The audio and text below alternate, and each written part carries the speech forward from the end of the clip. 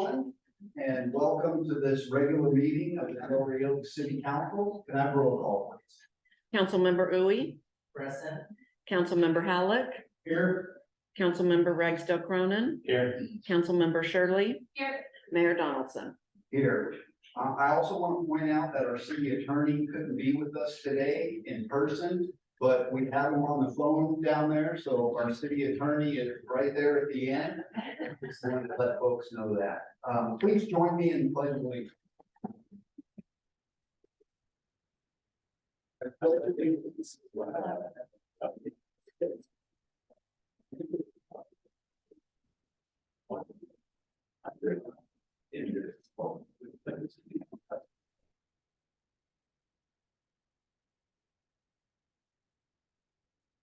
Our next item is public comments.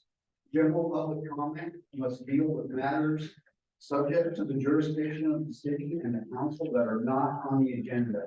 Anyone wishing to address the city council on matters not appearing on the agenda may do so now.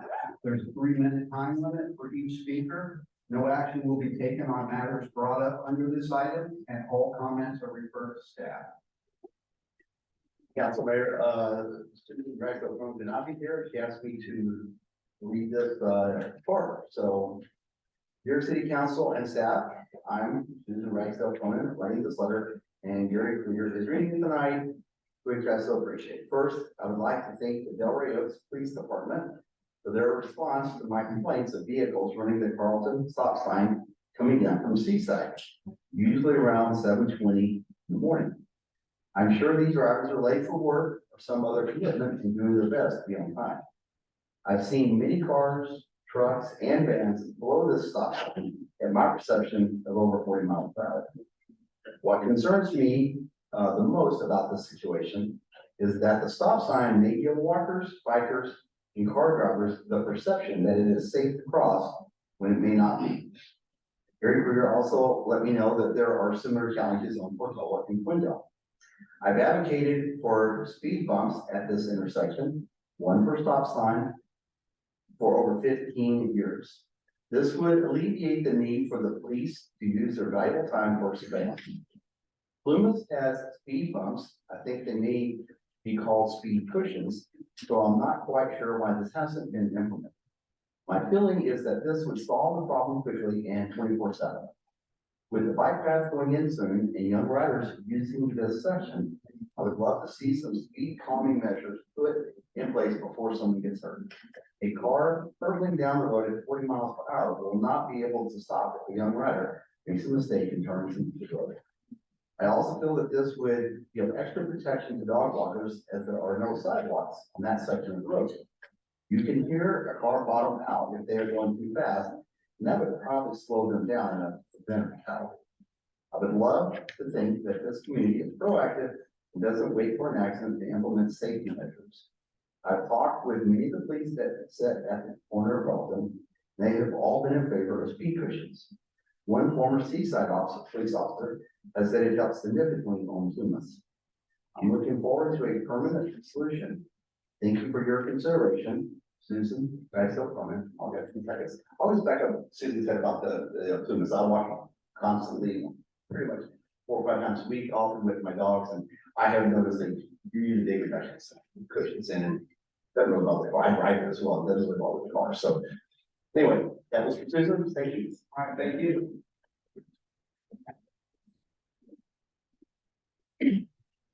Good afternoon, everyone. My name is Jose Luis Barajas, and I'm a program analyst with the Building Business Scout program. We're a program in the County of Monterey, operated in partnership with Monterey County Business Council. And our purpose is pretty plain and simple. It's to help assist all businesses in Monterey County in recovering from the pandemic. We have a special emphasis on assisting businesses that are operating in unincorporated areas of the county, as well as those that are owned by women, minorities, and LGBTQ+ individuals. Our website serves as a hub for information on grants, loans, and other resources. You can find it at montereycountybusiness.com. And we just wanted to share a little bit about what we're doing in your community in particular. We've partnered with the Monterey Peninsula Chamber of Commerce to provide satellite office hours at the chamber offices over here at Lake El Estero. every second Tuesday of the month from 9 a.m. till 4:30. So you are more than welcome to refer any business owners or entrepreneurs that are seeking to access different resources, whether it's access to capital, permitting assistance, whatever the needs may be, we're here to help them out. We're going to be over in Monterey, second Tuesday of the month.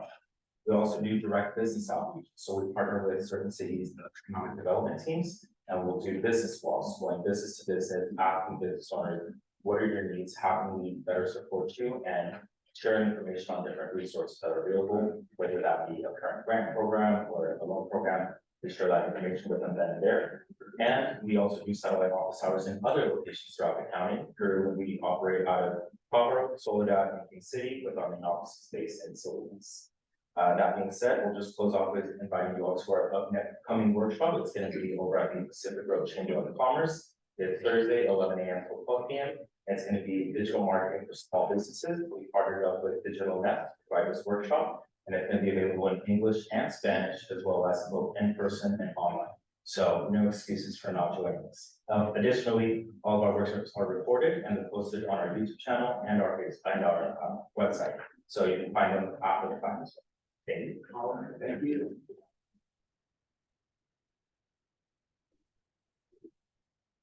Kristen Clark, President of the Del Rio Citizens Action Group. Greetings, Mayor and City Council. I'm going to start tonight by reading the Del Rio Citizens Action Group mission statement. The Del Rio Citizens Action Group is organized exclusively for promoting goodwill within the city, as well as to provide charitable and educational opportunities for the citizens of Delray Oaks, and to provide a positive community environment to the city without political bias or influence. I'm here to encourage you all to attend the fall picnic. It begins at 11:45 on October 7th at the Church of the Oaks. We're starting off with a kitty parade down Angeles Way. Come meet and listen to the people you represent. Your presence will show the dedication that you promised when you applied for your positions as city council. I wanted to acknowledge Mayor Scott Donaldson for his involvement with the organization. He has partnered with local businesses to secure additional funding for the Oak Tree Giveaway Program. Jeremy Hollick has partnered with local business to secure pumpkins for the picnic. Additionally, he has helped with several neighbors who have handicaps by cleaning their yard and checking on plumbing problems. I also want to thank planning commissioners Denise Wood, Gary Krieger, George Jacksha, for volunteering with this organization. All your deeds do not go unnoticed. Last but not least, I want to thank our city manager, John Burton, Karen, Lee, Ron, and all the police, which I'm glad that there's so many here tonight, for their kindness and dedication in supporting goodwill in our community. Together with kindness, we can make this the best place to live. So please mark your calendars for October 7th for the fall picnic. The potato bar last year was fantastic. Along with that, you get a drink and salad. Suggested donation is $5. Again, mark your calendars for October 7th. You can get your phones out to make sure that they're not. Thank you. Thank you. Thank you.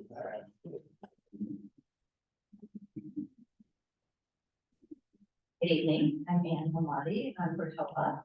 I just want to say I was reading our councilperson Shirley's report for the month, and I was very disappointed to see that our fair city has just received an F grade from the American Lung Association for our tobacco control measures. Now, seeing that October is National Healthy Lung Month and November is Lung Cancer Awareness Month, and also that fall is always our highest risk for fire, I think it would be a really good time for us to just review those measures and see how we can up it and get better than an F on our measures. Thank you. Thank you.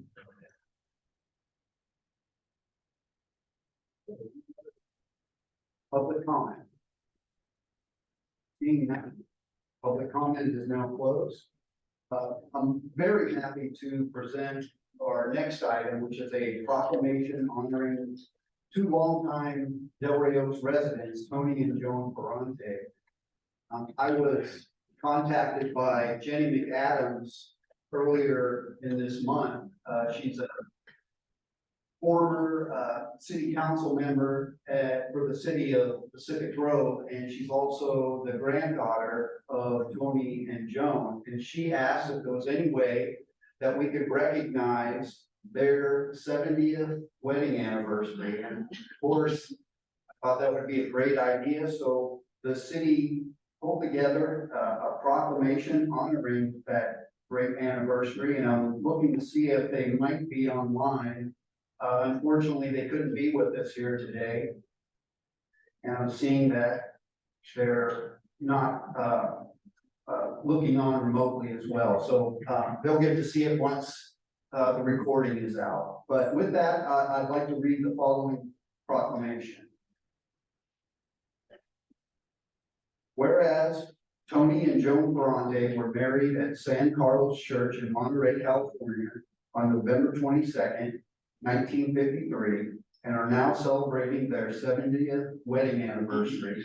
And whereas Mr. and Mrs. Ferrante are proud parents to Debbie, Kenny, and grandparents to Elizabeth and Jenny, and great-grandparents to Mariah, Tanner, and Maximilian.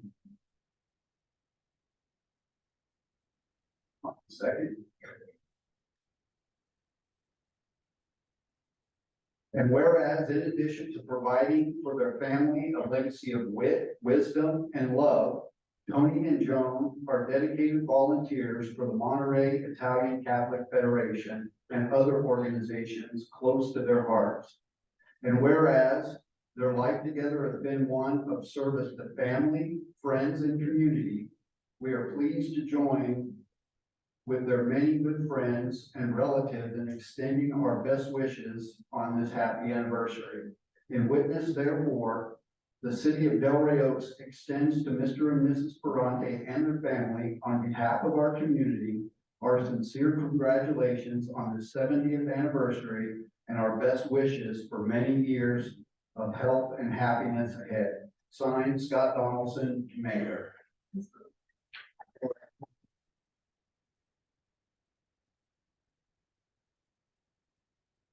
Council member would like to add anything, this is your opportunity, or if anyone in the public would. 70 years is quite an accomplishment. I wasn't even alive when they got married. And I feel old now, but I don't feel old anymore. But accomplishment. Yeah, I just want to wish them a congratulations. It's so beautiful hearing these kind of stories. So warms my heart. Yes, congratulations for me to the Ferrantes, also for celebrating their milestone with us here in Delray Oaks.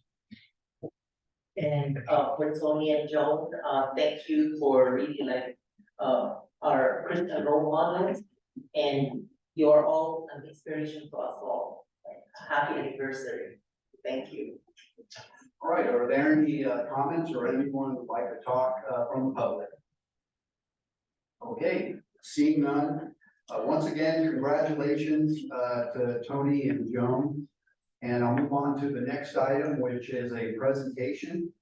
Always look forward to this. This is swearing in one of our new officers. And with that, I'll turn it over to Chief. Me.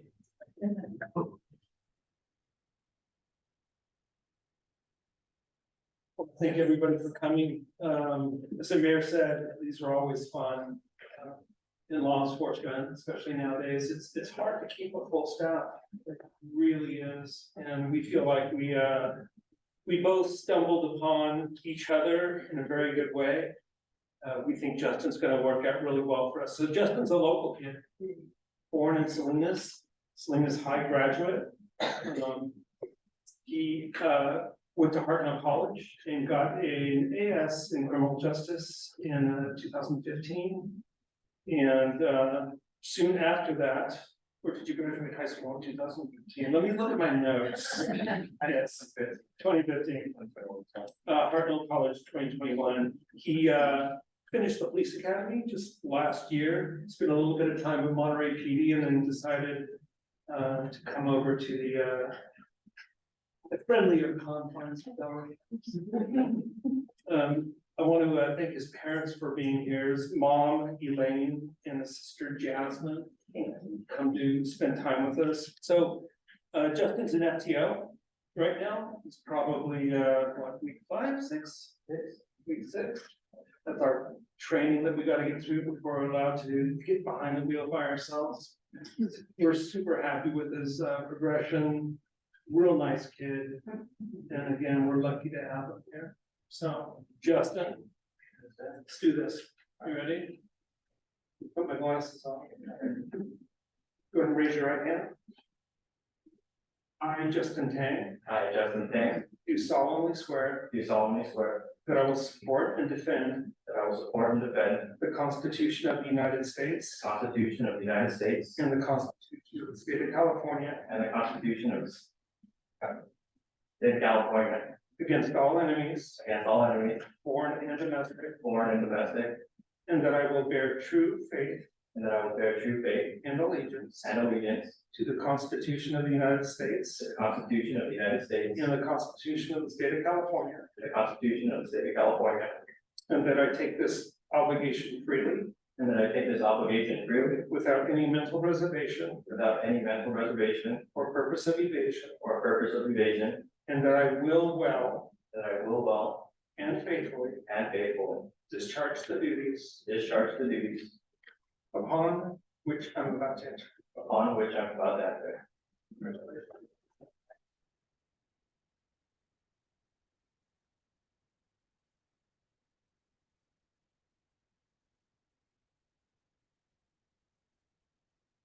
Now, Mom, if you can come up here, we need your help, Okay. because we can't do nothing without this thing. I hope he was nice to you today, so you don't stab him. Have you done this before? No. Okay, you'll figure it out. So, yeah. Keep that.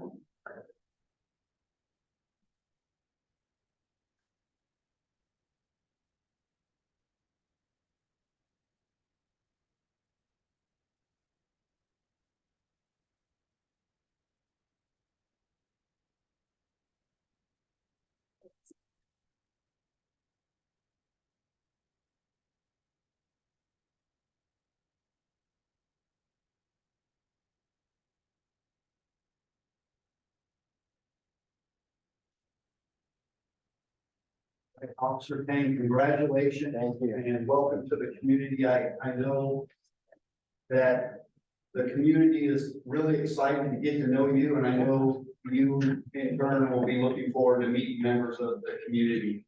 You're joining a police force that's highly professional, dedicated, and, you know, have done a lot of great things. And I just want to thank our police force for everything that they do, and also thank you to you as well. Thank you. Congratulations.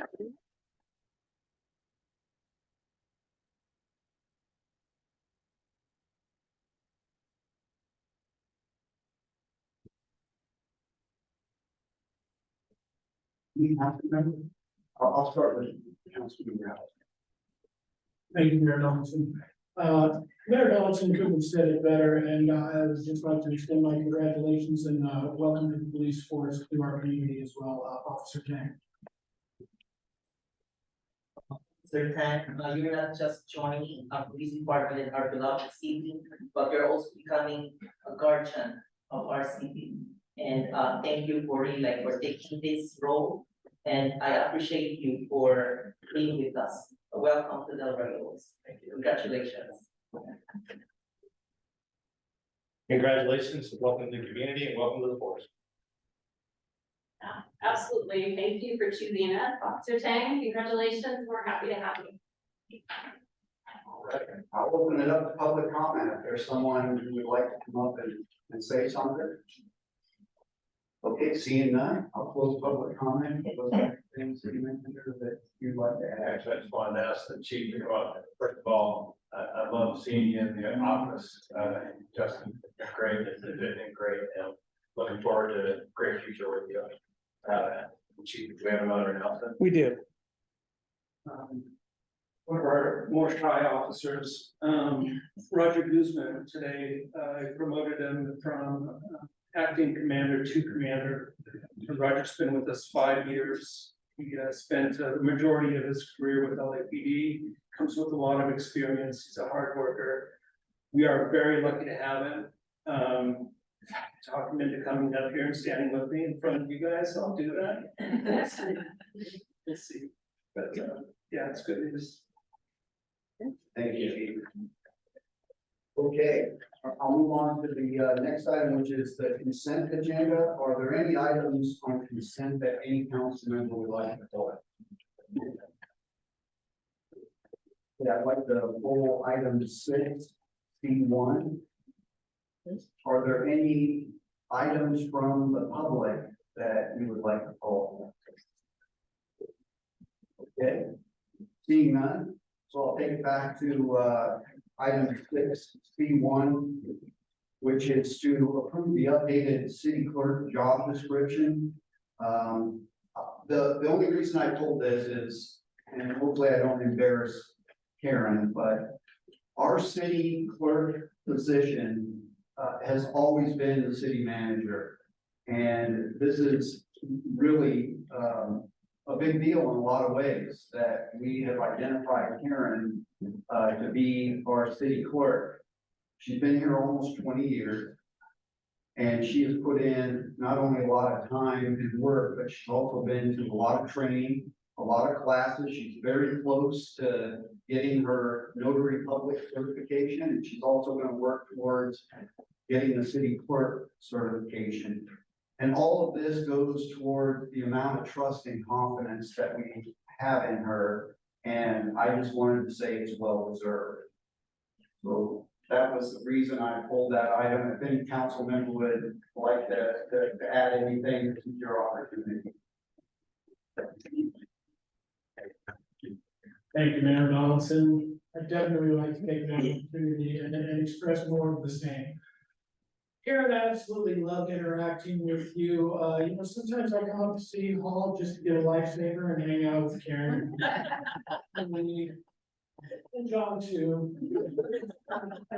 Uplifting little interlude to my day, but as a city council member, I'll affirm what Mayor Donaldson's already said. It's so entirely helpful and informative. I haven't got this down pat. I'm not perfect at where I sit on the dais, and so often I have to ask for some of the details and nuances on how to navigate the position. And Karen is very well informed, as is Lee, in providing that information. And professionally, I've witnessed through my business, I often have to come in and apply for permits and such as a builder. And so I can speak for anyone that has to work through our administrative offices, through staff, that they just make it equally, if not more pleasant for members of the public and business owners within the city and outside. And they're just a great team altogether. And we love and appreciate you. Thank you. Thank you. Thank you, Mr. Mayor. Karen, I would just like to personally thank you.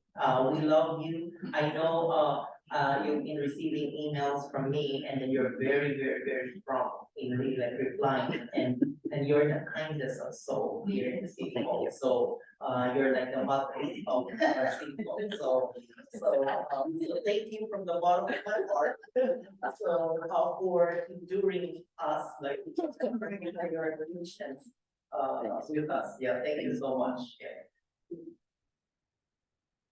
Yeah, so I always call Karen Kim because I get mixed up all the time. I know. But thank you for putting up with me when I call or show up. Going, why isn't this working or why isn't that working? Keeping Tootsie Rolls in the candy dish. That's my favorite. Yeah, but thank you, and good.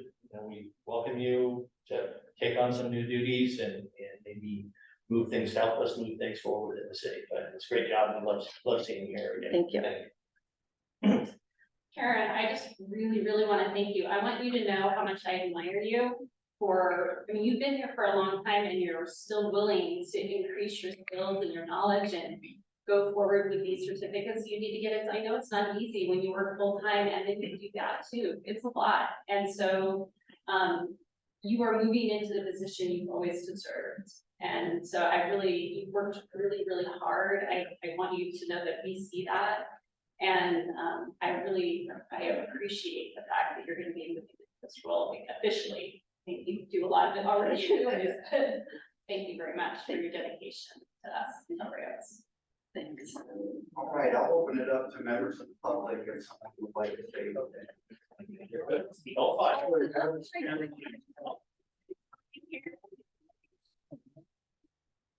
Karen, I've worked with the city, for the city, in the city, for over 10 years now, and you've made it a pleasure. And you have definitely helped me find my way, and I've observed you, maybe not quite biting your tongue, but doing a very, very good job of, politely helping others who need a little assistance, even though they don't realize they need assistance. Thank you for all you do. Thanks, Louise. My favorite planning commission. Karen, you're one of my best friends. None of us could do what we do without her. She's pulled us all together. And thank you for us having a reputation for being one of the easiest cities to deal with planning stuff and development and all that. So love you, Karen. Thank you. There's some, past planning commission chair and now commissioner. I want to thank you publicly for all the help that you've given me and us and putting up with a lot of my jokes. So thank you. What, no joke? And my planning commissioner. So when we came to town and we're going to completely redo our house, you made our life so easy and we just loved you for it. Then I was really surprised when I saw this information come through that they were gonna make you the city clerk. Because I already thought you were from what I saw you doing. So I'm glad you're finally in the position I always thought you were in. Thank you.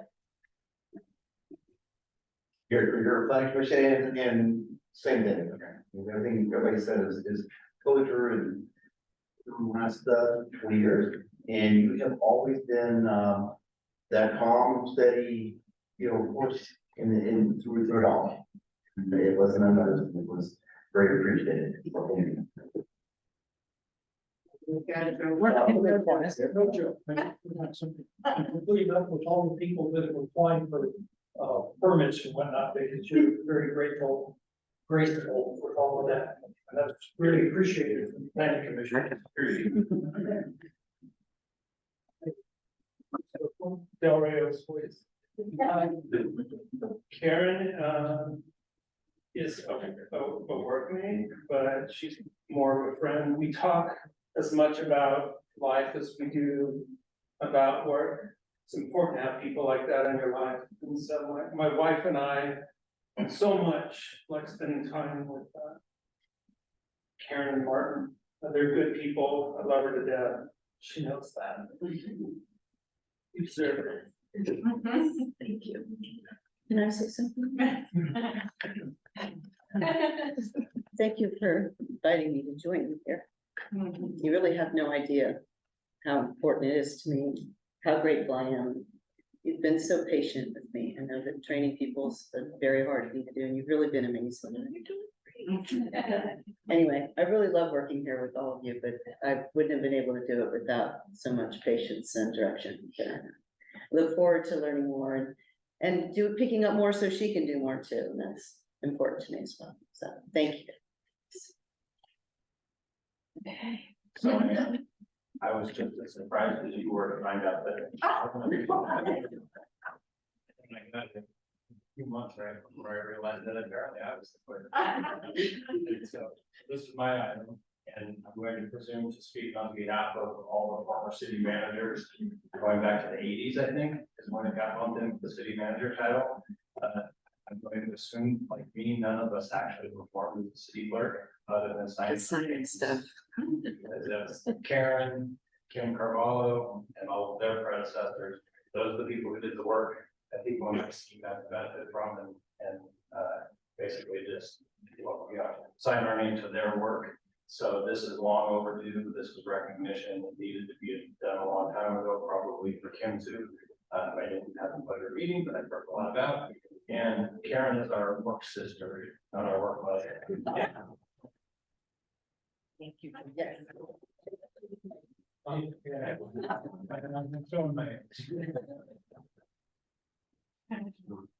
Well, can I, real quick, Absolutely. first of all, thanks for making me cry, Chris. Thank you very much. But I really want to thank John, because I wouldn't have done, it started with Dina with my training. Then it continued with Jeff, and John has just been, so encouraging. And I'm grateful that I finally get to be city clerk.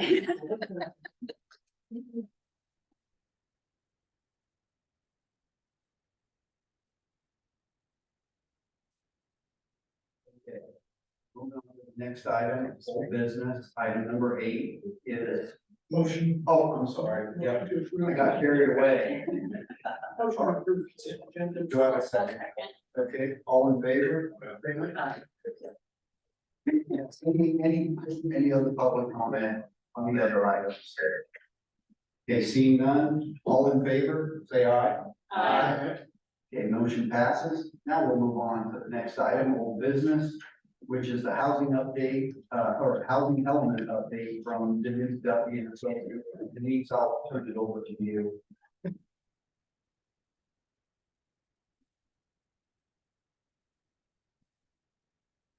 We're gonna share our screen for you, Denise, so Okay, thank you. just say move forward, Mr. Mayor, members of the council, city manager and public, Karen, I'm saying also.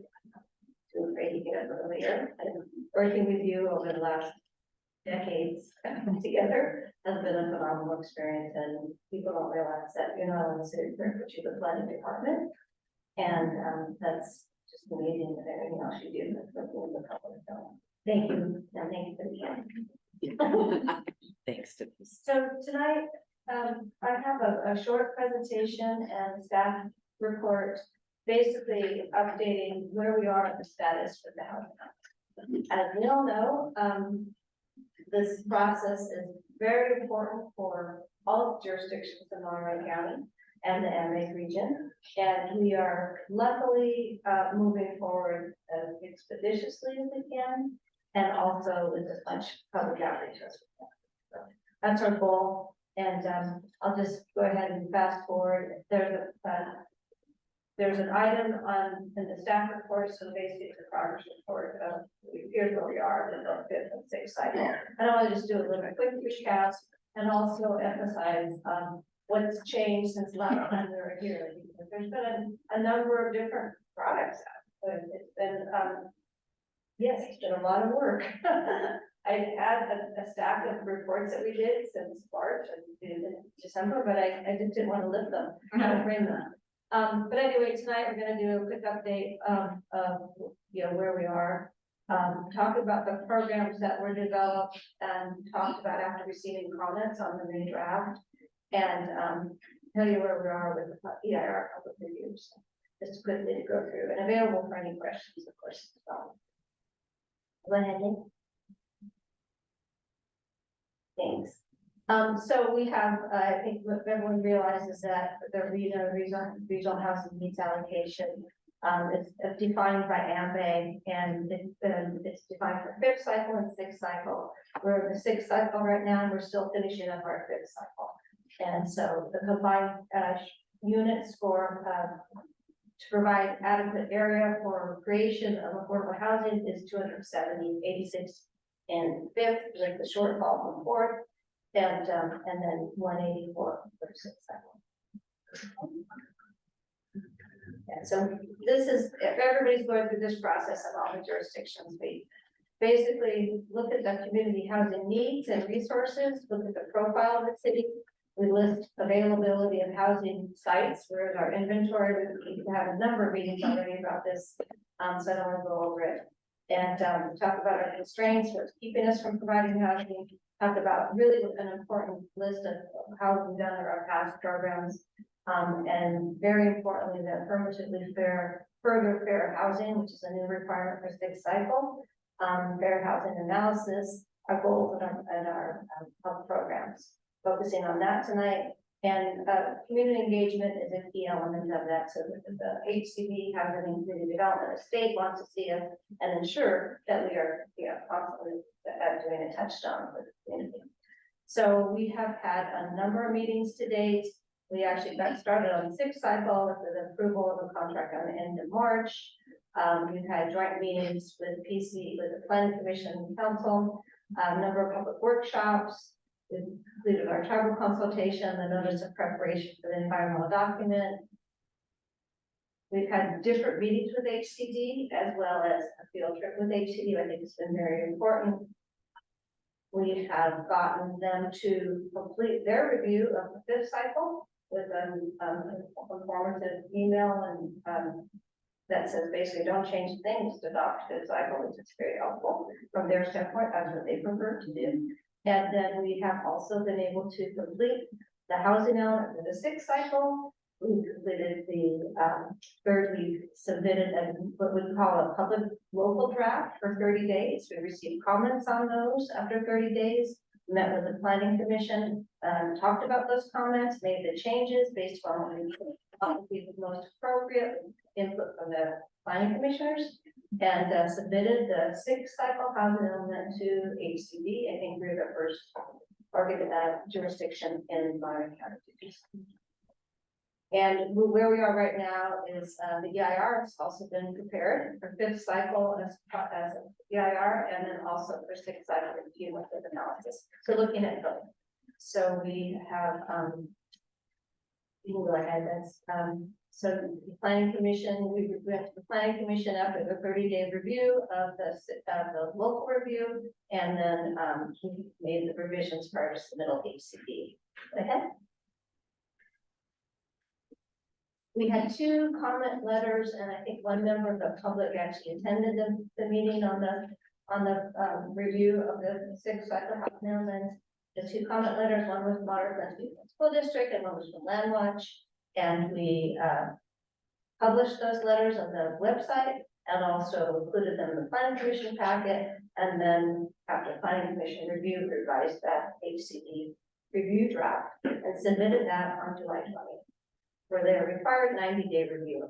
I'm going to quickly go through just a few of the policies that were programs that were revised in consideration of the letters we received. In particular, the Monterey Unified School District, go ahead, they own a site in Delray Oaks, but they sent a letter to each jurisdiction, and essentially they were talking about what we'd really like to see is an opportunity for teachers, educators, and as a and those that are employees of the district to be able to have housing. And so there's a new state law that's coming into effect January 1st of this year, and they asked the city to consider adopting a program and a policy that would support them in that. And so we met with the city council and planning commission, and that was definitely one that was directed to add in. We also included a program to adopt a safety element and update an environmental justice element, which is something that the city hasn't done and has been discussed as needed. We added a new program to develop objective design standards and development standards, which is something that's been talked about quite a bit in terms of promoting housing. And then there's just scroll down just one more. And then there was a discussion about how do we create different fee programs to be able to assist and we updated and revised, added to a program that related to a suggestion we heard from Councilman Shirley about a different way to identify fees, see if that could help with smaller housing and more development of affordable housing. So I have attached in here, and it's also provided, in the packet, just here are the additional housing element programs that have been changed. So I just wanted to go through a couple of those without having to do the whole thing, available for any questions. One of the items that was added, there was a suggestion, I think by it was one of the commenters, it may have been Landwatch, but just identifying more in terms of a mixed use designation, so that this has been discussed a number of times as a suggestion in the city. Well, where can we get mixed use in the city, even though we have some constraints in terms of airport safety, etc. And so we amended a program that would really address that comment. And that's included in the 6th cycle, program A2. And that could also be applied to anywhere in the city.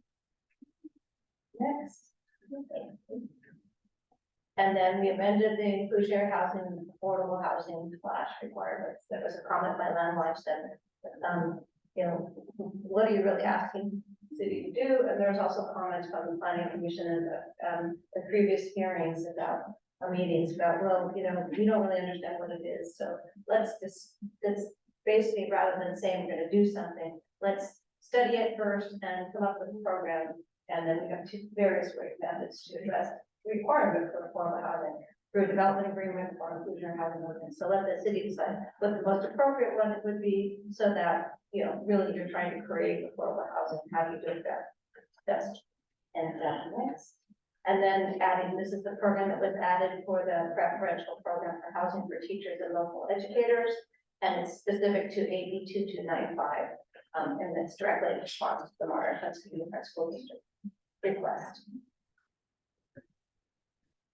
And then we added a little bit more of review and I guess accountability for ADUs. This, the HCD won't let us really identify that we can do, or that we are able to use the ADUs for taking our rate down, saying, until we actually prove that we have had a series of ADUs created. So this gives us a chance as a city to be able to say, well, let's really take action by understanding how many ADUs are created, promote, not just promote them, but to review and understand them. And then of course, not enough being created that we want to be able to use for our next housing cycle. Let's see how we can really be accountable to do more. Next. And then this is a new program, like it's been discussed before, the safety element in the city really needs to be updated, and there's a program to do that. So the environmental justice element as well, it would be great to be able to do that, considering the large amount of work that we did on that for the fair housing. There. Next slide.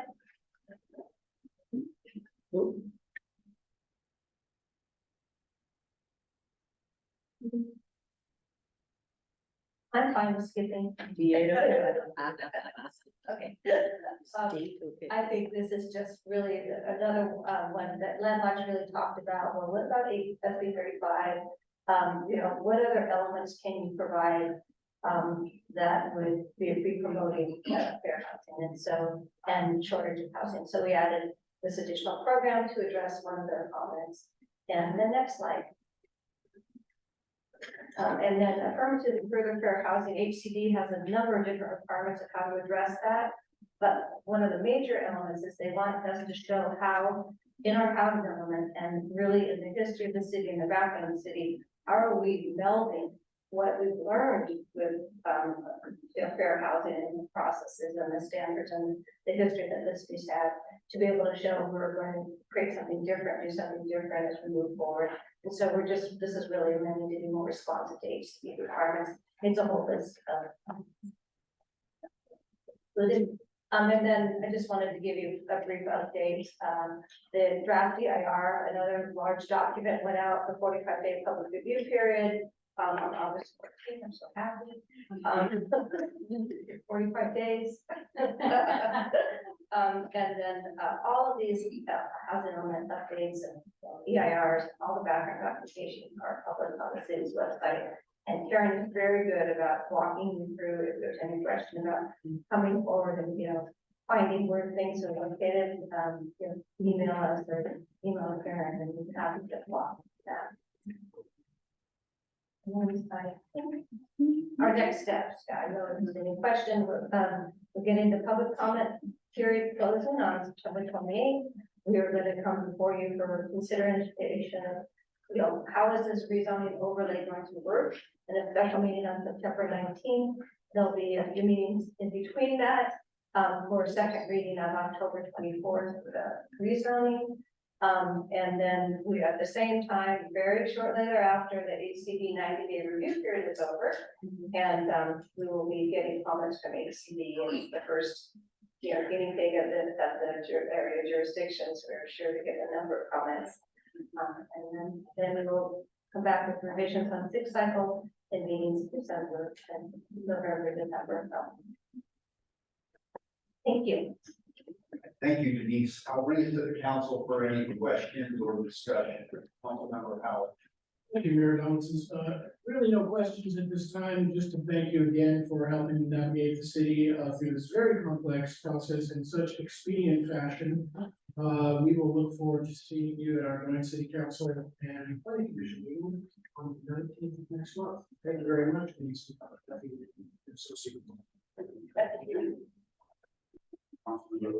Thank you, Mr. Mayor. Denise, thank you so much, for reminding us to do this, for all of this, and it seems like we're on track. And I'm very, I'm very hopeful that we will be able to meet the statutory deadline, but we're gonna work on it. But thank you for your dedication and your commitment. Thank you. Thanks, Denise, for pushing this through, and we know it's been a Herculean effort. I do have a lot of questions about the affordable housing. We'll probably save those until we have the joint meeting. I have a lot of conflict with affordable housing on how you make it, and how you keep it affordable. It's a very difficult, but we'll bring it up that thing. Thank you. And we're available before also if you want to have a side meeting or, chat. Sure. Happy to do that. Thank you, Denise. I know you have worked really, really hard on this, and I appreciate that I've seen our comments reflected in these programs. So I know you're hearing us, so I want to thank you for that. So when the EIR period is up, do we review any of those comments that come in from the EIR and then adopt that as well? Yes, but okay, it's a requirement of CEQA, California Environmental Quality Guidelines, and so they're going with that. You'll get a series of comments, and then you can respond to comments from different agencies and prepare what's called a final EIR, and then that's adopted, certified, as part of that action. So do you know when we might anticipate that? Well, it depends on the comments that are received, but it's my anticipation is that comments are at the end of September. So Okay, great. Thank you. All right, and I just want to echo the comments that have been made and thank you for all you've done. And I do look forward to the upcoming events that we have planned. At this time, I'd like to send it out to the public. If there are any questions that you have of Denise, this would be your opportunity to ask them. Okay, seeing none, Denise, thank you again. thank you. All right. Okay, I'll move on to our next item, which is new business and item number 9. And the first one is the first reading of the ordinance to amend the Delray Oaks Municipal Code as it pertains to short-term rentals.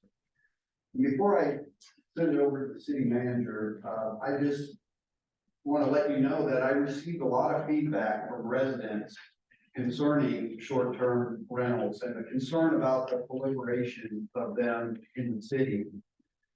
So my approach was to first kind of initiate the conversation by having it as a discussion item within the planning commission, and then later on have the planning commission make a recommendation to the city council. And I want to thank Chair Hayward and the city manager for making that happen. And what we have today is an ordinance that reflects the recommendation of the planning commissioners, which I also appreciate everything that you all have done in providing that recommendation to us. So that's what we're going to discuss, and city manager, I'll send it over to you.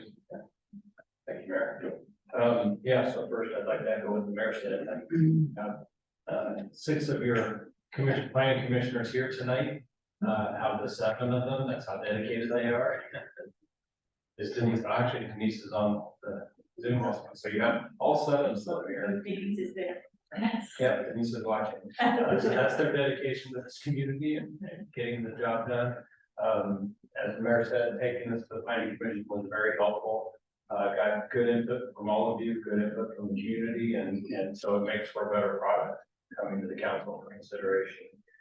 So what you have before you today, the recommendation is to waive the first reading and to introduce an ordinance to amend Delray Oaks Municipal Code sections 5.24.020, 5.24.030, and 5.24.040, all of which are pertaining to our short-term rental regulations. So I have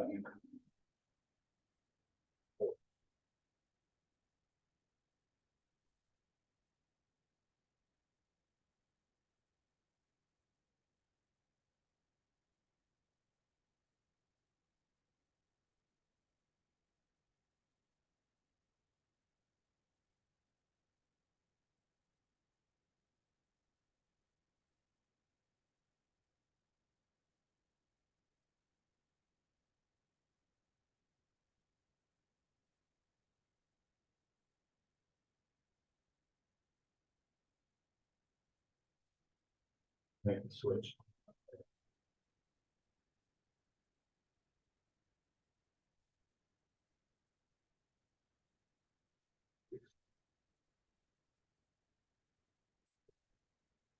That's not, bear with me a moment.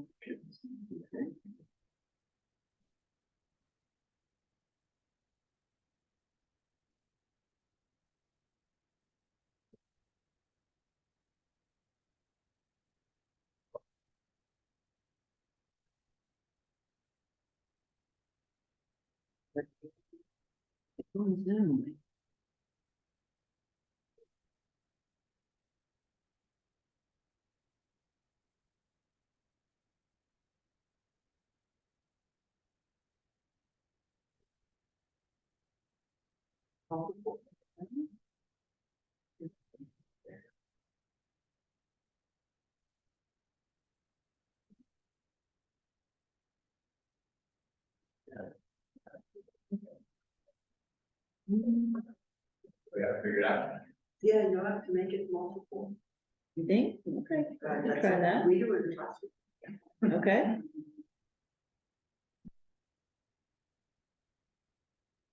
There's that's my screen. Just do the arrow right here. There you go, there. And then we'll talk. And then not try it. Yeah, John has to Not try it. Okay. Last time otherwise. I'll just walk in. We're taking Celine's advice. Never hurts to have an indicator. I know. Thank you. No. Still not. Okay, well, anyway, I'll go through it and I'll read it all for you. So, when we updated for the planning commission, gave an overview of where we are currently in our short-term rental program. And currently, right now, we're the only city in our Monterey Peninsula region here that have an unregulated short-term rental program. Meaning we allow all posted and unposted operators to apply and operate a short-term rental. Last year when we gave this presentation, we had hosted, which means it's somebody who lives in the home as their primary resident, and then they rent out a portion of the home as a short-term rental, but they still live there and they're there on site the entire time that the portion of the house is being rented out. We had 7 of those last year. We currently still have 7. Unhosted is typically a whole house rental, where the owner or operator does not live on site, that they're available, or they have somebody who's available to respond if necessary. A year ago, we had 15 of those, and now I think we're up to 20, and we have 3 applications pending.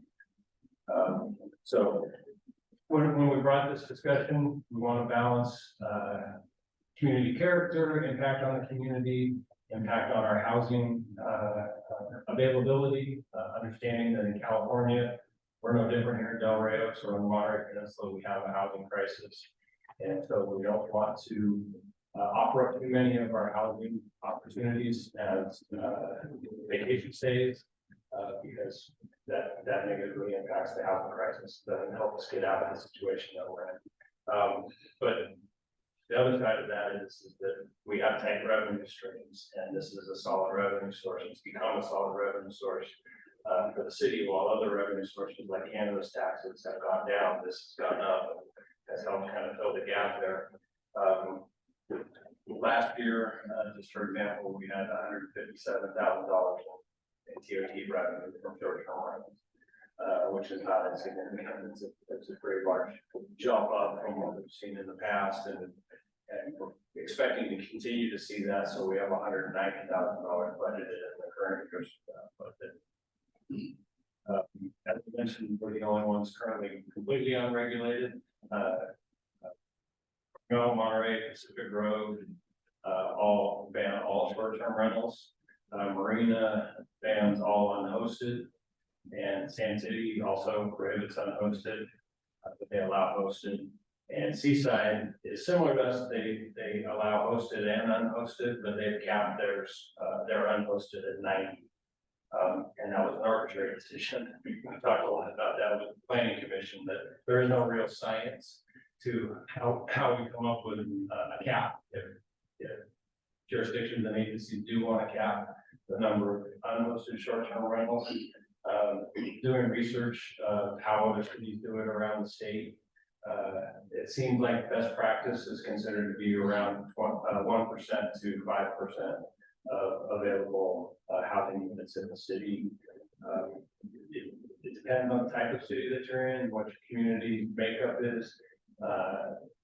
Palm Springs, for example, which is a vacation community and was established as a vacation community, they cap it. There's a little convoluted depending on neighborhoods that goes around, but generally about 20% of their available housing, which they're probably already over. But so Seaside wanted to wanted to mitigate the impacts of the community the same. At the time that they were discussing, they estimated that they had about 120 unregulated and unlicensed operators in the city. And they came up with 90, and I watched the council meeting. Just a number that's happening. No real science. So with that being said, when we went to the planning commission, the initial recommendation, just to get the conversation started, was to consider capping ours at 20, not exact math, but approximate math is about 2.5% of our available housing units in the city currently, counting in future housing devices available. But we heard from the public, we heard from applicants who are waiting for their applications to go through the process currently, which would have put us at 22, 23 now. And planning commission didn't want to negatively impact those that are currently in the process and account for a little bit of buffer, because this is the first reading of the ordinance. The second reading will be at our next council meeting, assuming you all want to move forward with it tonight. And go forward with this. And then the ordinance goes into effect 30 days from adoption, so it won't until the end of October. So we need a little buffer built in. So we discussed 25 and capping it at 25, which is the current recommendation, which is included in the ordinance as drafted. That's approximately 3%. Still in the sweet spot for what other cities generally benchmark to in terms of keeping available housing. And so the other discussion around the cap is we have two classifications. We have hosted, we have unhosted, as I mentioned. But there's one that's a little bit different, which we have two of in the city, and I think one of them, no, it's not that. We have two of them in the city that we know about. I'm thinking as I thought. And they're unhosted when they're rented out, but they're the property owner's primary residence, meaning they live there. When they go on vacation, they rent it out for added income to the family. And so the planning commission all through consensus agreed that that should be handled a different way, so we redrafted the ordinance to break that out. They're still considered unhosted because when they're away and they're renting out the house, there isn't a host on site, there's somebody that gets called and complains, but they're not there, so they're unhosted. And so we want them to still be under all of the other regulations of the unhosted category of short-term rentals, but exempted from the cap. And so that's what the ordinance is drafted accomplishes.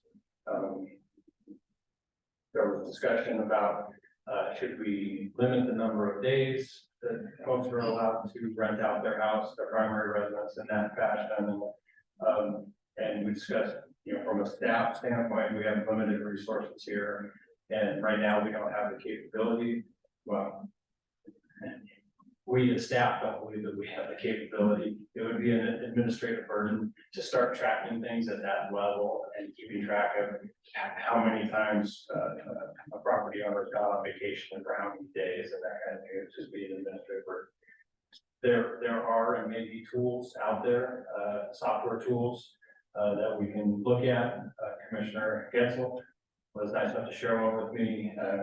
The mayor just mentioned one to me today also, so we'll be looking at those and we have the opportunity in the future if we want to come back and visit that to either amend the ordinance or that we can actually do as an administrative thing. But we can always make changes as we go forward is what I'm trying to say. So then we also discussed just some other little things that are that can become nuisances. We haven't really experienced a problem with them yet, but they can become a problem. They become problems in other cities, such as, too many vehicles coming to short-term rentals and being parked around the neighborhood. So we borrowed, from our neighbor Seaside and capped the maximum number of vehicles allowed, not to exceed the number of bedrooms. So it's 3-bedroom house, you can have 3 vehicles associated with that rental. That includes anybody staying there and any guests that they have coming over. So we want to do the best we can to mitigate the impacts on parking in the neighborhoods. And then also something that can be tricky to enforce, but can be a nuisance, which is amplified sound. And so we borrowed again from Seaside. We're gonna wait and watch and see how they enforce it, but we decided it's probably good to just include it now and we'll work with them on education with our police department on how we're gonna enforce it, but basically just limiting amplified music to be able to hear somebody playing a loudspeaker in the house from beyond the property line. And then we also discussed some jurisdictions require that unhosted rentals have a good neighbor pamphlet or a good neighbor binder or something, just to remind about the local ordinances, to remind them about just what it is to be a good neighbor, be aware that people live in the communities, are your neighbors while you're there. You want to be aware that people need to get up in the morning and go to work. People have lives to do to get on with. And so that's something, it's not in the ordinance, but we can handle that administratively. And so that's something that we'll be working on over the next few months to get that done. And then we'll require, as part of the application process, we'll hand that out to unhosted renters so that they have that available for their for the visitors.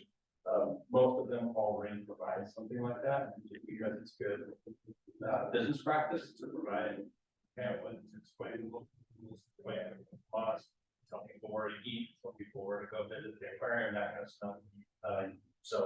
We'll work with some of the proprietors that we have in town to work on and come up with a good pamphlet for everybody. And so that's all I have. Okay, one thing also to point out, it's not part of the change that we're looking at today, but included in the ordinance already is that ADUs cannot be used for short-term rentals. So I wanted folks to also understand that. So with that, are there any questions for the city manager amongst the council members? Councilmember Allen. Thank you, Mayor Donaldson. I do have, when you've already defined the hosted and versus unhosted, and the technical difference in the 2 instances that you brought up, which leads me to the definition of, primary residence. Are we to define that typically as 6 months or more residing in the city? Yes, we follow the IRS. Guidance on that. So, and, Add to that, we also require that primary residence be established through the application process through 2 forms of identification that track back to the property.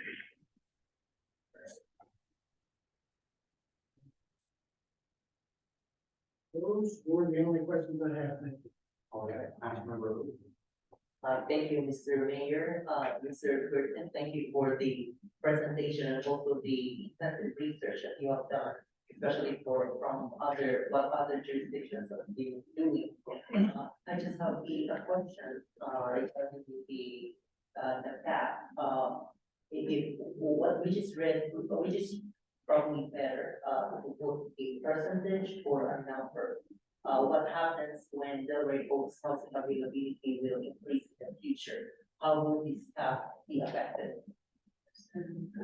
Yeah, so when the development happens out there, we don't know what that's gonna look like yet, so trying to imagine,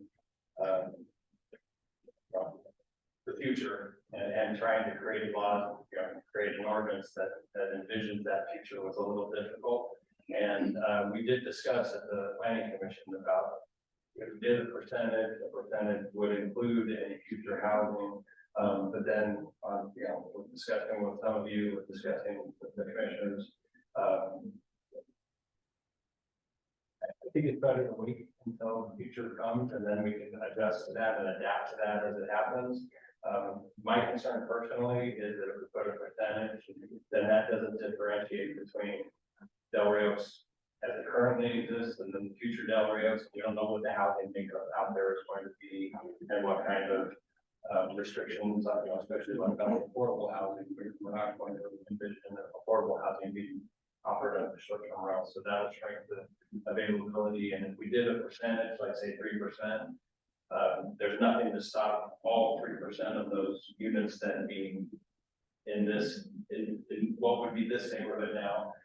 Because we didn't consider density as part of this, because we don't know what that density is going to be. So I've tried to think of something like that, and it got a little complicated. So I figured a number cap now, and then when the future comes to us, then we can adapt it to. Okay, thank you so much. And I'm also very happy that there are those tools that are available online that we can just track all of those, hosting or hosted, especially the admin part. Like, so we just want to make sure that what is due for the city will be collected. Yes, thank you so much for clarifying. Yeah, when this first came up, I was concerned about where it was going to end up, and I think this has totally met everything that I had in mind when I first saw the 22 and the 25. I was a little concerned that we may have we may have some folks that need to be grandfathered in. First numbers came around, I think we took it to the planning commission, but I think 25 is a good solid number. Only question I have is if we get more than 25 applications or more than, if we would exceed that 25 number before the 30 days, how would we handle that? Can we, or we just stop at grandfather everybody in? Curious. Yeah, I guess we'll cross that bridge when we get it. Technically, we're under the existing ordinance. Right. So more than likely, the best way, the most equitable way, I think, the most fair way would be to go ahead and take those in and then get back to. As they drop out. The restriction. And are we doing it reading now next month, or are we gonna read and publish and approve tonight? I was curious. Tonight is first reading, then we'll come back next month, it'll be on consent for the second reading and adoption. Great, thank you. That's it. Thank you. Vice Mayor. Yeah, thank you. Thank you, City Manager Burton. This is great work. You've done your homework. I really appreciate it. And the planning commission had some great discussion. So I really want to thank you. I like where it's landed.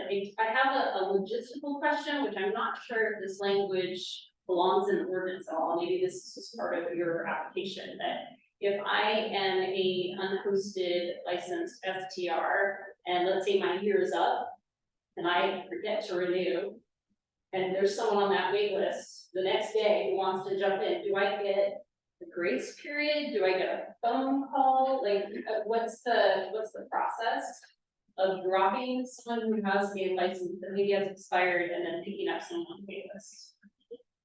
We do send out reminders before it renews. So on that day, if they haven't renewed, you get to call it that first person on the wait list. I do believe that's how it would work, yeah. We need to have that out, like in writing or anything, or is it just? No, that's more administrative. Yeah, okay. All right. All right, thank you. Okay, so I'll send it out to the public. If there are any public comments regarding the short-term rental ordinance.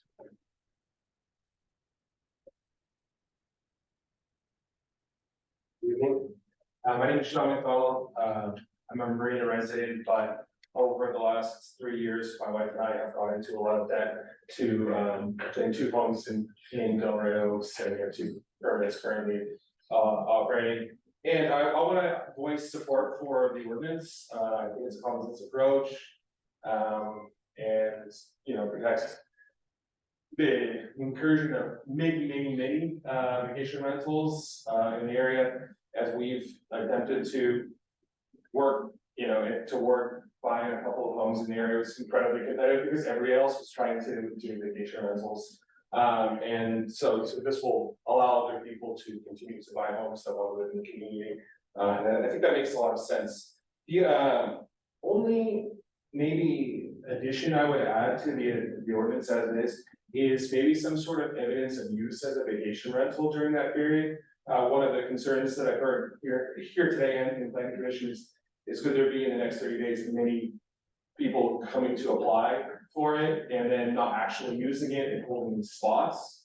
And if you had some evidence of use, this is in the ordinance in the county of Santa Cruz. We have vacation rental spots, that's the rentals that we operate in that area. And you have to, they have a 5-year period of time, but you have to show that you've used a property as a vacation rental during that time. So you don't have people kind of just taking the spots that aren't necessarily using it, would be kind of the use of that. So I'll protect from that. Other than that, the other question I had was about the logistics of the 25 units and renewing. So as long as you have a current permit, you go to renew, you kind of have a slot within that 25. I just wanted to have a clarification on that. Right. Thank you. All right, thank you. Okay, any other further public comment? I'll bring it back to the council for any further discussion. Councilmember Allen. Thank you, Mayor Donaldson. I'd like to circle back. I omitted one item in the list that I think is best addressed by the city manager. So if we go through mayor, if we could ask the city manager to address this item of concern voiced to me by several members of the community in my walkabouts through our neighborhoods. Probably a question better answered and discussed one-on-one, but perhaps you could at a public level. I told them I would bring it up, and so I will. SPRs, well, first of all, there is language within our ordinances that commercial businesses to varying degrees will not be allowed within our residential districts. This, of course, is a matter of commerce and money making, the SPR operation. On the flip side, those of us like myself, I own a business and maintain a business license and a home occupation use permit here in the city as I run my business from my home office at my residential address. With that, there are several restrictions, advertising, which is covered in the ordinance, the proposed amendment to the SDR ordinance, parking concerns, which is also addressed, certain levels of manufacturing, and so on and so forth. So if you could speak to the differences or likenesses, if there are any exceptions to be understood by the public concerning short-term rentals versus home occupation use permits. If we can hear him, if he can hear us, that might actually be a better question for the city attorney. But yeah, the difference is that the short-term rentals have their own section in the code, which authorizes them and then regulates them. That would probably regulate all occupational businesses. So they're permissive based on that ordinance, and then that ordinance then sets the guidelines for how to regulate them. So they're considered a separate class. City attorney.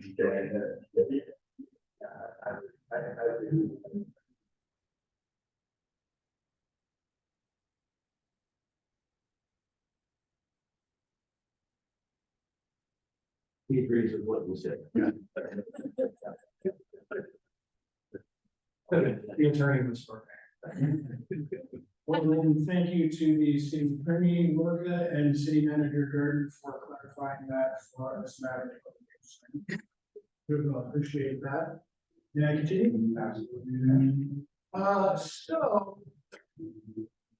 Short-term rentals, as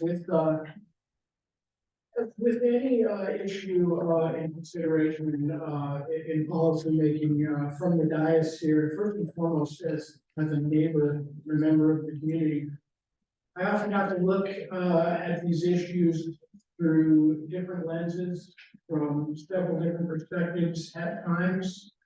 First and foremost, I have a responsibility to promote the overall health and safety, level of comfort and quality of life for the members of our community.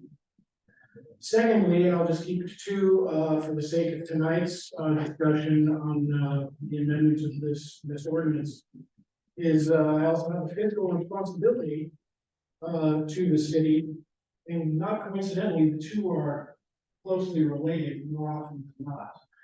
As the city manager and the mayor have already illustrated. So we give careful consideration when making decisions such as these. That being said, your city council has received, well, I myself, I'm sure others, received comments and concerns from our neighbors in the community as we walk through our neighborhoods. We've received several letter submissions addressing a couple of items in particular, one of which is the parking of recreational vehicles and trailers. Parking is covered in the amendment to the ordinance. I think it's fair and reasonable. Number of cars per number of bedrooms typically would not exceed that of full-time residential capacity, and the often on-street parking needed to support that. However, within our ordinances, 10.22.022 clarifies or states that recreational vehicles, I think it's, yes, subsection C, recreational vehicles are not permitted on city streets unless they are owned by the registered owner of the primary residence and parked only temporarily for loading, unloading, cleaning and whatnot. And the same applies to trailers, particularly construction trailers, but it could very well for utility trailers and whatnot. We recently had Car Week, so there were some voiced concerns about just such an issue. And so I'd like to have the rest of the council consider for discussion, adding to the amendments of the ordinance wherein parking is noted, that we either, well, one of a few things. We just assume that the existing ordinance shall supersede the short-term rental ordinance, or we just add some language following the number of cars, no RVs and trailers. As for municipal code, ... or we just leave that up to a complaint generated enforcement issue. But if the rest of the council would entertain discussion on the addition of that item, that would be appreciated. Also, I did attend the, the planning commission meeting also, and I'd like to further extend, my appreciation for your diligent work. Very analytical and receptive and responsive to, the city manager's presentation, incredibly thorough. And, for creating the findings and the recommendations to staff that you provided, all of which I completely support and agree. One in addition that was discussed but not included in any of the language in the current amendment was, some jurisdictions have adopted a clustering or a density clause also. This has been a concern again while walking through the neighborhoods. There's one neighbor in particular that mentioned, I met somebody, they said they're buying a house, they said, great, looking forward to being your neighbor, and they've never seen them again, and it's become a short term. Well, we have an ordinance that provides for short-term rentals. People sometimes say things that are not true, but, the very same lady and two houses up mentioned that there's one across the street from me, and then there's one 2 houses away, and there's one right next door to me, and it's just too much. And I would agree with them that, a real sense of community is knowing your neighbors with consistency and, that neighborly support and sense. And, so I think we should address clustering. One off the cuff, formula that I'd like to propose is that we typically have a 70 by 80 foot lot, 5,600 to 6,000 square foot lot on average. I think that a distance of 200 feet, no STRs within 200 feet, and I believe this should pertain to the unhosted STRs rather than the hosted, the unhosted only. 200 feet would provide, some gaps, some interspersement in our community that would make them no closer than on average 3 to 4 houses apart, and front to back across the street. So that too, I would also like the city council to entertain for discussion in addition to the language in the amendment tonight. And otherwise, that is all I have.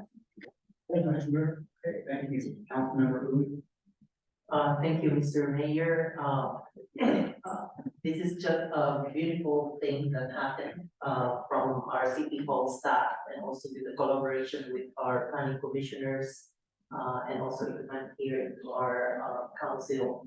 And, to me, there was a lot of things that has been put, a lot of thought that has been put on this, ordinance. And to me, I just applaud everyone, for all of your contributions, starting from our, city manager, for your dedication really to address, our community needs. So we have, of course, raised this concern for is changing our, community culture and also our, the way our neighbors are, because some are not really like there, and of course, we want to have a very close-knit community where we know all our neighbors. So, and this was really like a testament that we listen, to our community, members, and of course, this through the planning commission, that was really a wise, move. And because there's a lot of heads that, talk about this, ordinance. And now, on my part, I have full trust, and I bet that the ordinance is good, this time, and, I don't have any other, like addition, to the ordinance, Mr. Mayor. Okay, thank you. Yeah, I support the ordinance as written. I think the parking issue is covered in other places in the city code. I think as we move forward, if we start seeing large clusters that become a major problem, that we could come back and readdress that, through an ordinance process. I own 2 rental properties in Seaside, they're long-term rentals, and then I've got the same tenants for over 10 years. I see people doing this because they're getting in a week what I get in a month. And that'd be a week in the middle of winter. Car week is probably 3 times what I get. It's a way for younger families to get homes and build some wealth and build some equity in properties. So I'm a little hesitant to start going, okay, you can only have this many. I agree with you, it bothers me. But I think right now, I would like to see this ordinance get on the books, and then if we want to doctor it, let's doctor it. So I would like to move it forward so that we don't get stuck in a amendment circle. So I support the ordinance as written. Great. Thank you. Yeah, thank you, Councilmember Bill. I agree with Bill's comments as well. You bring up great points, Councilmember Halleck. I do think clustering can be a problem. I'm not really sure how we would make decisions about who gets to have it. And in terms of the parking, I do think it's covered in other ordinances. City Manager, I'm wondering if you can address the public comment in terms of monitoring, like use monitoring, like someone scooping up one of those 25 spots and then not using it. Is there gonna be any follow up or? Yeah, so that's something that is considered in terms of, it's one of the categories that we consider when we approve an application. And so if we approve an application and we haven't had one of those in the past, or somebody's scooping up and they anticipated this kind of thing happening and they wanted to safeguard it, that if you're not using it, then you don't get revisited the next year. Which is part of why we can do every year, not every 5 years. Okay, great. No, I support this. Can I throw one more thing out there real quick? I would encourage the planning commission and Manager Hurd to spend a little bit of time and research clustering rules that are in our areas. So we can, get a foothold on that. I agree with Councilman Halleck that we don't want 20 of them in a long rectangle. I totally agree with that. But I think, again, I would like to get this on the books, but research that, so we have it, teed up and ready to go. And if we start seeing a problem, or even before we see a problem, go ahead and kick it off, as long as existing permits are grandfathered. That would be fantastic. Yeah. I just to, some things to chew on and think about, especially you're hearing from members of the community, is that, the reality is that we're capping it at existing basically. And the way it's occurred is as houses come up on the market and are available for sale, then they get bought. And it's just a matter of which houses are coming up for sale. So that's how that clustering occurred. So there's no real urgency because anything we did right now, everybody currently existing would be grandfathered in, and then it would be a process of us tracking through attrition. And as new applications came in, and that's gonna happen over years, not over years. Yeah, but we'll definitely have that on the table to talk. Thank you. Anything else? Okay, yeah. I also understand the concerns that Councilman Halleck brought up about parking and the density piece. And I'll allow the city manager to expound upon this, but I think the existing parking ordinance will allow for enforcement of situations as described. Is that correct? Yes, yeah, so if people in the community see RVs parked or like during car weeks, the RVs are trailer parked, our police are very responsive, so please give us a call. But yeah, that's handled under the current parking ordinance. Okay, and then also as the city manager mentioned, the actual cap does solve the density problem for now. But as they attrit, it can potentially come up as an issue. And from what I'm hearing, that would be something that as time goes by, we can address in modifying the ordinance. Is that correct? Yes. Okay. Okay, so I think we can get at that. If we see as those units attrit, that we're starting to see density again, we can address it at that point as well. The thing that I would like to say is, as members of the community came to me with this, I wanted to approach it from a balanced perspective. And it's already been mentioned, but you know, you got the quality of life issues and the housing issues on one side, and then on the other, you've got the revenue piece as well. And I think what the planning commission has come up with does create that balanced approach. And most importantly, this entire process, we're getting out front of it. By doing what we've already done, we're addressing it before I believe it's getting out of control. So I think that's also a major part of what we have here.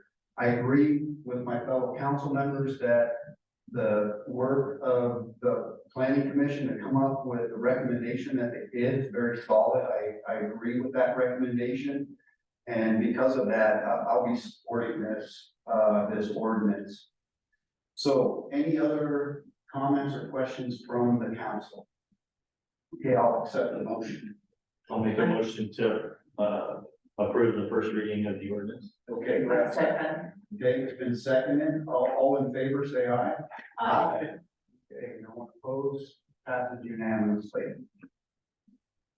And thank you once again to the planning commission and all of the residents that have provided the insight for all this. It was very, very critical as we came up with this solution. So thanks to everyone for that. Okay, I'm moving on now to our next item of new business, which is to adopt resolution 2023-15 to accept the transfer of parcel E29-1 on the former Fort Ord from the city of Seaside to the city of Del Rio. I'll turn it over to the city manager. Thank you, Mayor. So this is the parcel, for those of you who are aware, this is the parcel that's on the northeast corner of South Boundary Road and General Jim Moore. Slightly less than 5 acre parcel right there on the corner. This has been, but this is a lot. This is a lot of things. This represents, the reason we put this on as a presentation is to talk about the fact that this is an example of some of the cleanup that still needs to come out of Fora dissolving and going away. And so some of those responsibilities going to Seaside, and just things didn't happen. Transfers of property didn't happen, transfers of paperwork didn't happen. So this is part of that cleanup. This was also tied in with a lawsuit from the California Native Plant Society, Fora, back when they were owners of the property, and then with us in Seaside, as we took ownership of the property. Officially, we didn't have ownership, but everybody knew it was going to be ours, so we were part of that. We reached settlement agreement with them a couple months back on preserving that parcel for the natural habitat there, and specifically for the Seaside bird speak, which is prevalent on a portion of that property, and to protect it so that it doesn't get disturbed. There's a lot of relations that we do around that, but this is taking ownership of this parcel, settling that lawsuit, taking ownership of this parcel. All of that needed to happen so that we could finally determine what the new alignment is going to be for South Boundary Road, so that we can improve that intersection, because Chief can tell you that is, if not our most dangerous intersection, it's up there. It's one of our most dangerous intersections, the current intersection. This will be a safety issue for everybody, but this is also going to be the new, stronger backbone for our other parcels out there, and getting the development done out there, because we couldn't get utilities out there until we get this road realigned, determine what that's going to be. Now we can start talking to Marina Coast Water, to AT&T, to PG&E, and all those folks about, okay, now where are we going to put the utilities going out there, so we can start actually talking about the future, what our development's going to look like out there. So I wanted to highlight that for everybody in the community, that this is, it's a domino effect, and this is the first domino that's on the CNPS. The next one is now next month. Hopefully we'll be getting the new Steffi and Associates and Woodson Engineering on board, so we can get the new alignment design and the environmental review done. We're going to start making progress. So I want to highlight that for you all.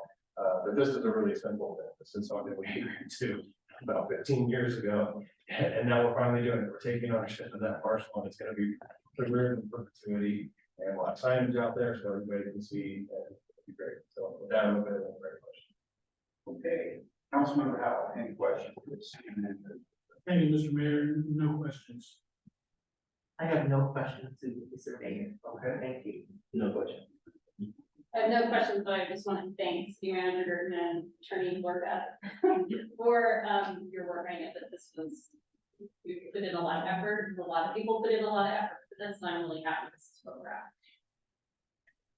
Okay, I'll send it out to the public. Any public comments regarding this item?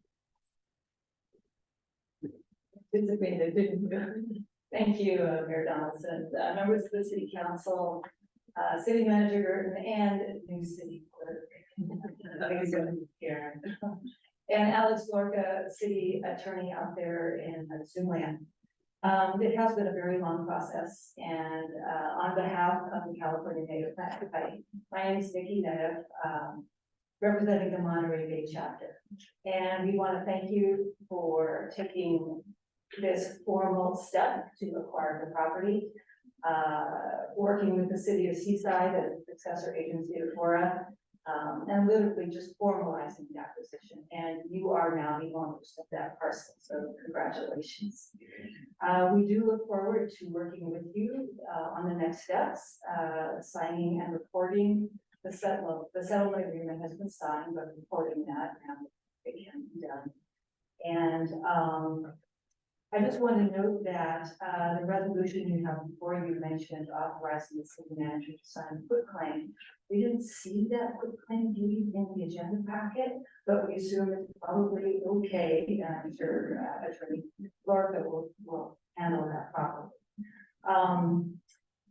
In the spirit of collaboration, the Monterey Bay chapter would like to invite all of you and the community on a field trip to see your new property and learn about the rare plants and the unique habitat features of the Del Reyes Habitat Reserve.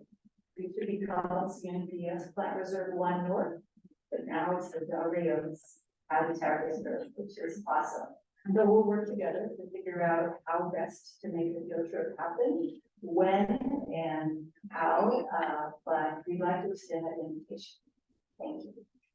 Thank you. Any other further public comment? Yeah, we're back to the council. Any further discussion on this item? I wait for a field trip. Anything, Okay, I'll just echo some of the things that the city manager had to say about this. It's my intent, now that we have this resolved, to start moving forward with South Boundary Road for the reasons he spoke of, the safety issues, and plus it being our main artery out to our future development. So that's gonna be something that I will try to push as quickly as we can to start the process so that we can get South Boundary Road ultimately upgraded. Okay, so with that, do I have a motion to adopt the resolution? I move to approve and adopt resolution 2023-15. I second. Have a second, all in favor? Aye. Okay, no opposed, passes unanimously. Okay, I'll move on to our next item, which is staff reports. City manager. Thank you, Mayor. Just real quick, I wanted to thank Chris for all the work that he's done moving the department forward.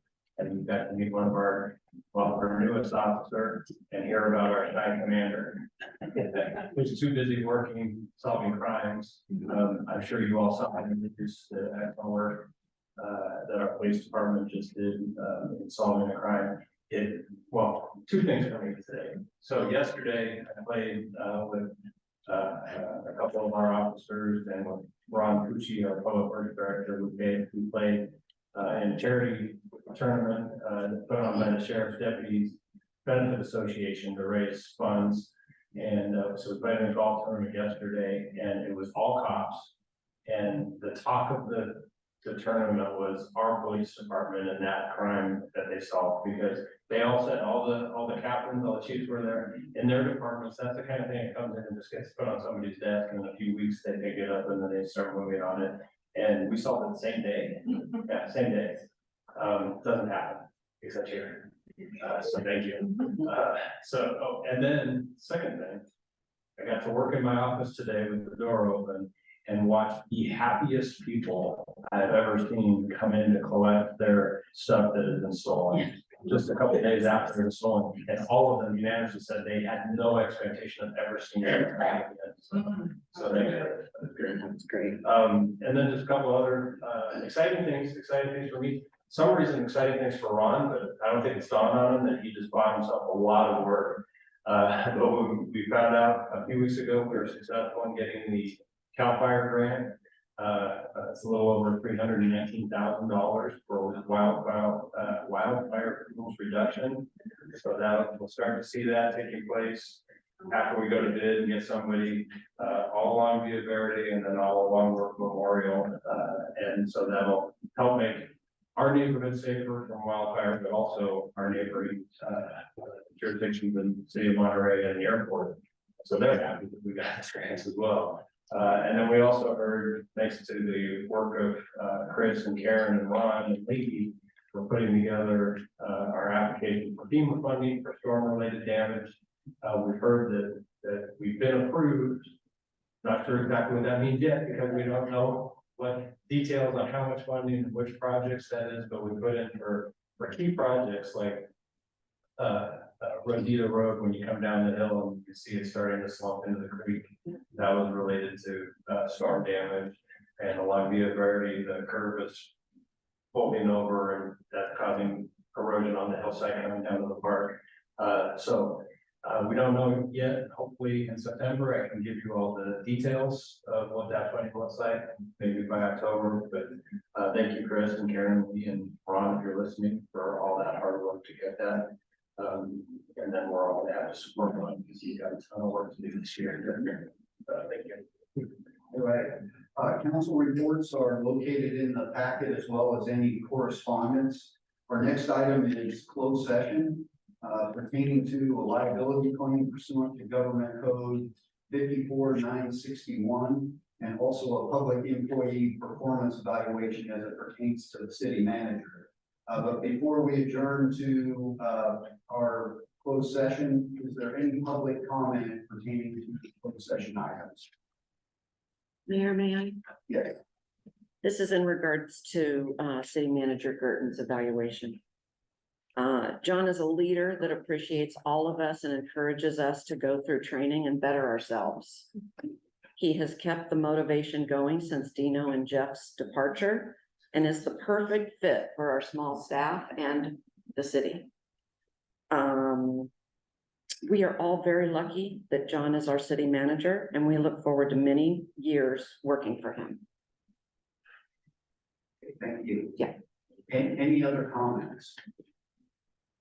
Okay, seeing none, with that, we are adjourned to closed session. Thank you.